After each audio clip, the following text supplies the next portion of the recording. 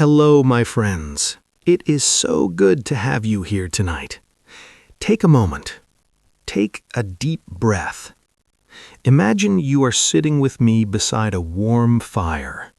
Outside, the world is busy and loud, but here, everything is quiet.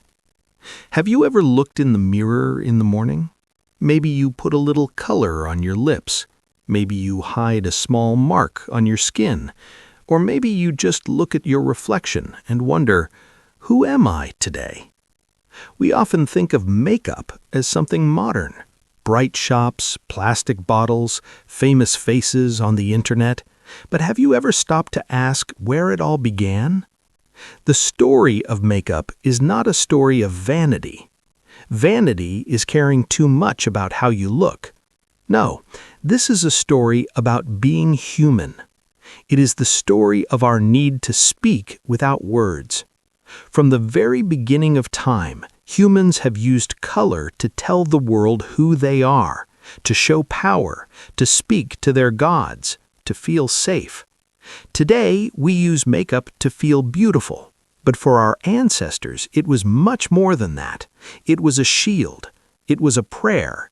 It was a way to belong. So tonight, let us go back, far back, into the mist of time. Our journey begins in a land of golden sand and burning sun, ancient Egypt, Kohl, and divine beauty.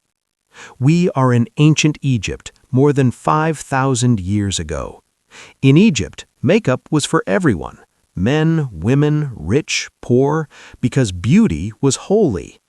To look clean and beautiful was to be closer to the gods. The most famous makeup was Kohl, a deep black powder placed around the eyes. You have seen Cleopatra's eyes, dark, bold, powerful. But Kohl was not just beauty. It protected the eyes from the harsh sun. It kept away insects and infections. It was medicine and fashion at the same time. The world's first sunglasses. Much makeup meant dishonesty. Women used honey for soft skin and berries for color. Simple, light, pure. But Rome was different. In Rome, makeup showed status. White skin meant you were rich. It meant you never worked in the sun. To get white skin, Roman women used lead powder. Lead is poisonous, but they did not know. It made them beautiful for a short time, then slowly destroyed their health. Even in ancient times, people suffered for beauty. The Middle Ages and Renaissance. Sin and royalty. In the Middle Ages, the Church ruled Europe. Makeup was called a sin. Changing your face was seen as lying to God. Beauty became dangerous. But then came the Renaissance. Art, music, science, color returned. Queen Elizabeth I painted her face white and wore bright red hair. Rouge returned, powder returned, but lead was still used. It damaged skin. More makeup was used to hide the damage. A sad circle of perfection. Georgian and Victorian eras. Too much, and then nothing. In the 1700s, more was more. Huge wigs, white powder, painted faces, even men wore makeup. Then Queen Victoria changed everything.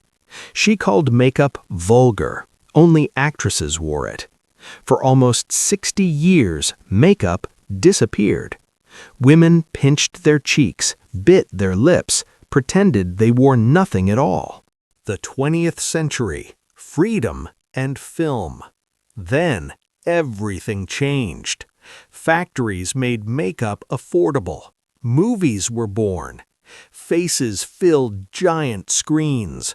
Dark eyes, red lips, perfect skin. Women wanted to look like stars. Max Factor created makeup for cameras. Foundation was born. In the 1920s, flappers used makeup to show freedom. Short hair, bold lips, strong eyes. Makeup became a voice. From glamour to rebellion. In the 1950s, glamour ruled. Marilyn Monroe, red lips, cat eyes. In the 60s, youth rebelled.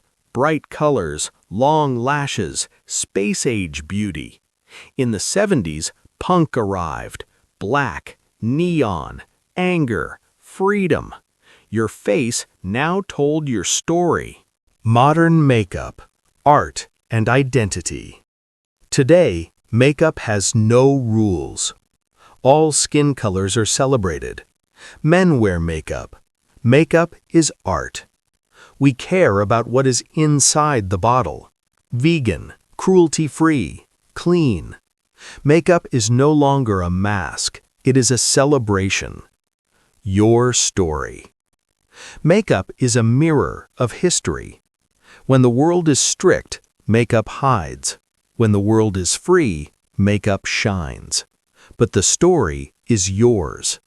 Your face is a map of your life. Every line, every smile, every color. Makeup does not make you beautiful. You already are. It only helps the world see the light that is already inside you. So next time you hold a lipstick, remember the queens, the rebels, the artists. You are part of this long human story. Thank you for sitting with me by the fire tonight. Sleep well.